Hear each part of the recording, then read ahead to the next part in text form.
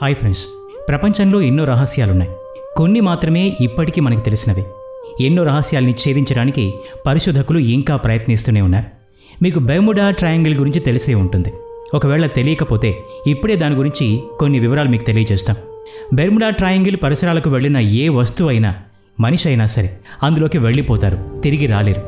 అయితే ఈరోజు ఈ వీడియోలో మాత్రం మనం బెర్ముడా ట్రయాంగిల్ గురించి కాదు, ఒక రహస్య ప్రదేశం గురించి, అందులో ఏ వస్తువైనా మాయం అవడం గురించి మాట్లాడుకుందాం. అసలు అలా ఎందుకు జరుగుతుందో మీకు తెలియజేసే ప్రయత్నమే ఈ వీడియో. మరింకెందుకు ఆలస్యం, let's start our today's episode.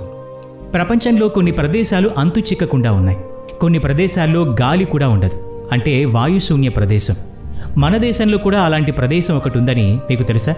అక్కడ వాయుశూన్యమే కాదు, భూమికి ఆకర్షణ శక్తి కూడా ఉండదు, అంటే భూహీనత ఉన్న ప్రదేశం అన్నమాట.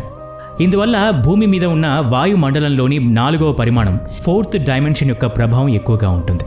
వాయుమండలంలోని 3వ స్థానమైన భూమితో ఏ వస్తువైనా ఇక్కడ సమీపంలోకి రావడం జరిగినప్పుడు ఆ వస్తువు మాయమైపోతుంది. అలాగే ఏ వ్యక్తి అయినా ఇక్కడ భూమితో సంబంధం పెట్టుకుంటే అతడు కూడా మాయమైపోతాడు. వీటి గురించి తర్వాత మాట్లాడుకుందాం. షాంగ్రిలా లోయలో కూడా ఏ వస్తువైనా, మనిషి అయినా సమీపంలో ఉండి అక్కడి భూమితో సంపర్కం ఏర్పరచుకుంటే మాయమైపోతాయి. ఈ లోయ టిబెట్ ఇంకా అరుణాచల్ ప్రదేశ్ పరిధిలో ఉంటుంది. ఒకవేళ ఈ ప్రదేశాన్ని మీరు చూడాలి అనుకుంటే పొరపాటే, ఎందుకంటే ఎటువంటి టెక్నిక్ లేకుండా ఈ ప్రదేశాన్ని చూడటం సాధ్యం కాదు. ఇక్కడ కూడా 4వ పరిమాణం, అంటే 4th డైమెన్షన్ ఉన్న కారణంగా ఇక్కడికి చేరువలో ఉన్న ఏ వస్తువు అయినా లాగేసుకుంటుంది. అందుకే అతి రహస్యమైన ప్రదేశంగా పేరుగాంచింది. చాలామంది ఈ లోయలోని ప్రపంచం అంతరిక్షంలోని ఇతర ప్రపంచంతో సంపర్కం ఏర్పరచుకున్నట్టుగా భావిస్తారు. ఈ ప్రదేశం గురించి మీకు ఎక్కువగా సమాచారం కావాలంటే కాల విజ్ఞానం అనే ఒక ప్రాచీన పుస్తకంలో దీని గురించిన వివరాలు మనకు తెలుస్తాయి. ఈ పుస్తకం ఇప్పటికీ టిబెట్లోని ఒక గ్రంథాలయంలో ఉంది. టిబెటన్ భాషలో ఆ పుస్తకం రాసి ఉంటుంది. ఈ పుస్తకంలో రాసిన దాని ప్రకారం ఈ ప్రపంచంలో ప్రతి వస్తువు 3 ప్రమాణాల్ని అనుసరిస్తుంది, అంటే 3 డైమెన్షనల్గా ఉంటుంది. అవే దేశ కాలమాన పరిస్థితులను నిర్ణయిస్తాయి. అంటే ప్రతి వస్తువు ఒక నిర్దిష్టమైన కాల పరిమితిలో పనిచేస్తూ ఉంటుంది. కానీ షాంగ్రిలా లోయలో మాత్రం కాలం పనిచేయదు. అర్థం కాలేదా? మన భాషలో మాట్లాడుకుంటే అక్కడ 1 సెకండ్ల కాలం మనకిక్కడ కొన్ని వందల సంవత్సరాలన్నమాట. ఇక్కడ ప్రాణము, మనస్సు, ఆలోచన అన్నీ ఒకే నియంత్రణలో ఉంటాయి. ఈ ప్రపంచంలో ఆధ్యాత్మిక నియంత్రణ కేవలం షాంగ్రిలా లోయలో మాత్రమే ఉంటుంది. ఒకవేళ ఈ లోయలో ఏ వస్తువైనా పడిపోతే 3rd డైమెన్షన్ వల్ల అది మాయమైపోతుంది. ఇంకా చెప్పాలి అంటే ఆ వస్తువు కానీ, మనిషి కానీ అక్కడి నుంచి రావడానికి ఎన్ని సంవత్సరాలు పడుతుందో కూడా మనకి తెలియదు. కానీ ఈ లోయ తనకు తానే ప్రత్యేకంగా అందరికీ తెలుసు. దాని అస్తిత్వం గురించి మాట్లాడుకుంటే భవిష్యత్తులో ఈ లోయ గురించి తెలుసుకునేవారు ఉంటారా లేదా అనేది మాత్రం ఇప్పుడే చెప్పలేం. ఎందుకంటే ఈ లోయ గురించి తెలుసుకోవాలి అనుకుని వెళ్ళిన ఏ ఒక్కరు కూడా ఇప్పటి వరకు తిరిగి రాలేదు. ఇక ముందు వెళ్ళి తిరిగి వస్తారన్న నమ్మకం కూడా లేదు. ఒకవేళ వచ్చినా మనం ఇంతకుముందే చెప్పుకున్నట్టు ఎన్ని సంవత్సరాలు పడుతుందో కూడా తెలియదు. అప్పటికి మనిషి ఎన్ని జన్మలు ఎత్తుతాడో కూడా ఎవరికీ తెలియదు. ఈ లోయలోకి వెళ్ళి ఏ ప్రాణి ఆయువైనా పెరిగిపోతుంది. ఇంకా చెప్పాలంటే ఉదాహరణకి ఒక వ్యక్తి తన 25వ సంవత్సరంలో ఈ లోయలోకి వెళ్ళాడు అనుకోండి, అతను ఎక్కువ కాలం, అంటే కొన్ని వేల సంవత్సరాలు అలా యవ్వనంలోనే ఉండిపోతాడు. షాంగ్రిలా ఈరోజు మామూలు మనిషికి ఒక రహస్య ప్రదేశం కావచ్చు, కానీ ఆధ్యాత్మికతతో చూసిన ఏ వ్యక్తికైనా ఈ లోయ సాధారణ లోయగా కనిపించదు. యోగా, మంత్ర, తంత్ర సాధనలో ఏదైనా సరే ఒక వ్యక్తికి ఆధ్యాత్మికతతో సంబంధం ఉంటే ఆ వ్యక్తికి ఇది ఒక స్వర్గధామమే. అయితే ఆ వ్యక్తి యొక్క ఆలోచన మాత్రం చాలా అత్యధిక ప్రమాణాలతో ఉండి ఉండాలి అన్నది మాత్రం వాస్తవం. షాంగ్రిలా లోయ భారతదేశానికే కాదు, ప్రపంచం మొత్తానికి ఒక ఆధ్యాత్మిక నియంత్రణ క్షేత్రం. సాధారణ వ్యక్తి ఈ లోయ యొక్క విశిష్టతను కనీసం చూడ్ను కూడా చూడలేడు. ఈ ప్రదేశాన్ని ఎవరూ చూడలేరు, అక్కడికి వెళ్ళనూ లేరు.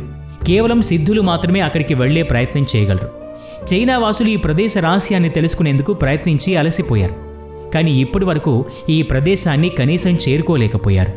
కానీ ఈ ప్రదేశాన్ని తెలిసిన వారు మాత్రం ఒక విషయం చెప్తారు. ఇక్కడ ప్రసిద్ధ సాధువు శ్యామ్ చరణ్ లాహిడి తన గురువు అవతారి బాబా ఆది శంకరాచార్యుల దీక్ష తీసుకున్నారు. ఇప్పటికీ ఈ క్షేత్రంలో నివాసం ఉంటారు అని చెప్తారు. ఆకాశ మార్గం నుంచి తన శిష్యులకి గురుబోధ చేస్తారు. శిష్యులకు దర్శనం కూడా ఇస్తారు అని చెప్తారు.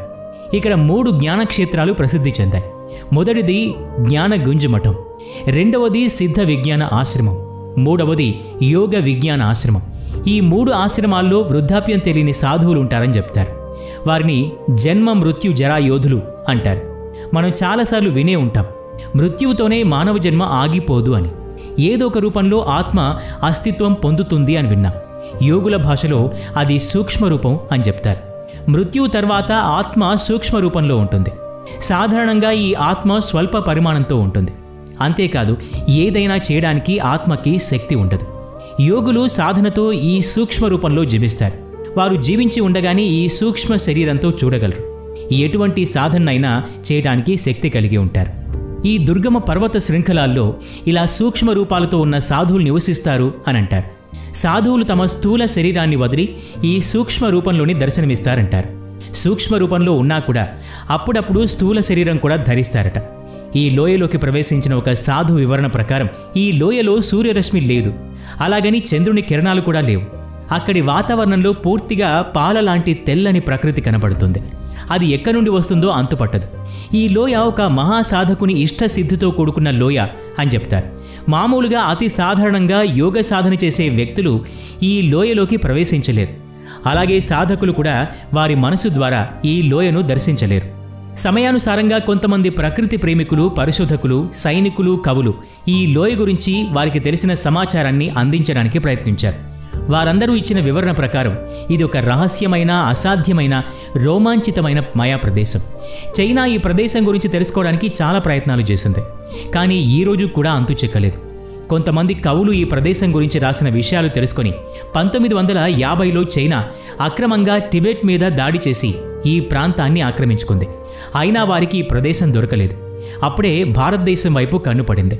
బౌద్ధ మత గురువు దలైలామా షాంగ్రీలా గురించి చెప్తూ అసలు ఇలాంటి ప్రదేశమే లేదని చెప్పారు.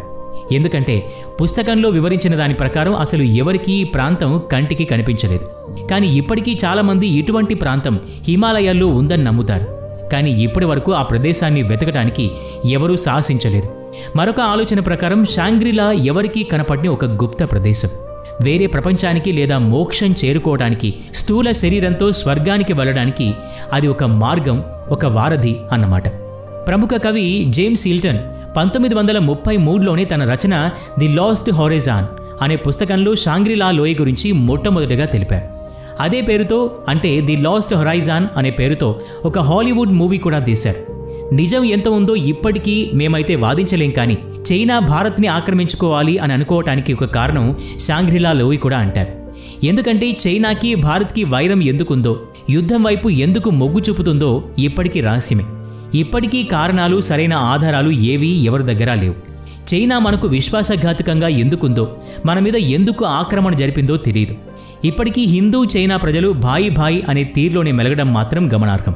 నిజానికి చైనా హిమాలయాల్ని ఆక్రమించుకోవడానికి ఎప్పటినుంచో ఎదురు చూస్తోంది. కొంతమేరకు సఫలమైందని కూడా చెప్తారు. చైనా వాళ్ళు భారత్ వారిని మోసం చేసిందని చెప్తారు. అది మనం అంగీకరించాం. అయితే ఇక్కడ ఒక విషయం మనం ఆలోచించాలి. చైనా వాళ్ళకి పర్వతాల్ని ఆక్రమించుకుంటే వచ్చేదేంటి? అందులో వాళ్లకు లాభం ఏంటి?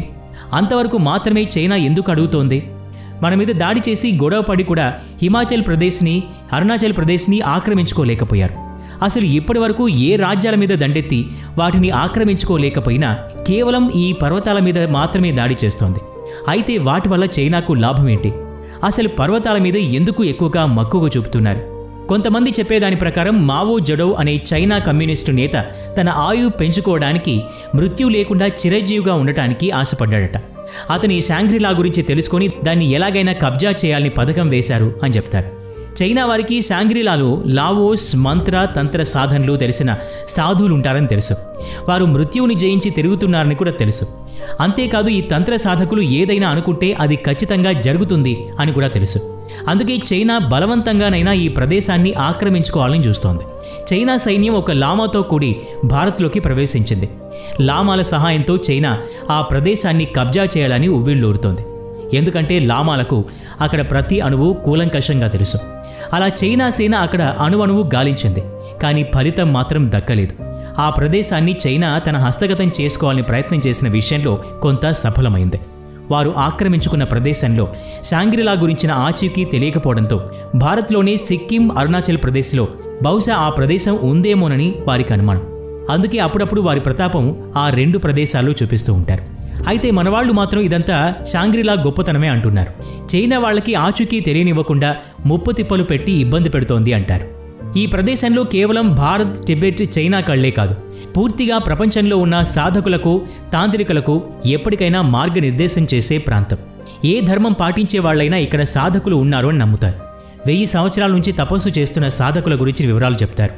ఎందుకంటే షాంగ్రీలాలో ఉండే సాధకులకు వయసుతో పని లేదు, అది తగ్గుతుంది కానీ పెరగదు. వారి ఆయుష్ ఎన్ని వేల సంవత్సరాలు కూడా ఇప్పటికీ ఎవరికీ తెలియదు. మనం అప్పుడప్పుడు వింటూ ఉంటాం, ఫలానా వ్యక్తి లేదా సాధువు లేదా యోగి తపస్సు చేయడానికి హిమాలయాలకు వెళ్ళాడు అని. అయితే ఒక్కసారి ఆలోచించండి, వారు కేవలం హిమాలయాల్లోకి వెళ్ళి ఎక్కడ తపస్సు చేస్తారు? ఆ మంచులో ఎలా ఉంటారు? వారు ఒక నిశ్చిత స్థితికి వచ్చేసరికి షాంగ్రీలాకు వెళ్ళిపోతారు. వారి తదుపరి సాధన, మార్గనిర్దేశం అక్కడే జరుగుతుంది. కొంతమంది సాధకులు అక్కడ మార్గనిర్దేశనాన్ని అనుసరించి బయటకొచ్చి మిగిలిన సాధువులకు మార్గం చూపిస్తారు. ఈ ప్రదేశం మానస సరోవరం దగ్గరలో ఉంది అని చెప్తారు. అది పరమేశ్వరుడు స్వయంగా ఉన్న స్థలమని మనం నమ్ముతాం. అయితే ఈ ప్రదేశం యొక్క మాయాశక్తో మరి ఏమనాలో తెలియదు, కానీ మామూలు మనిషికి మాత్రం కనిపించదు.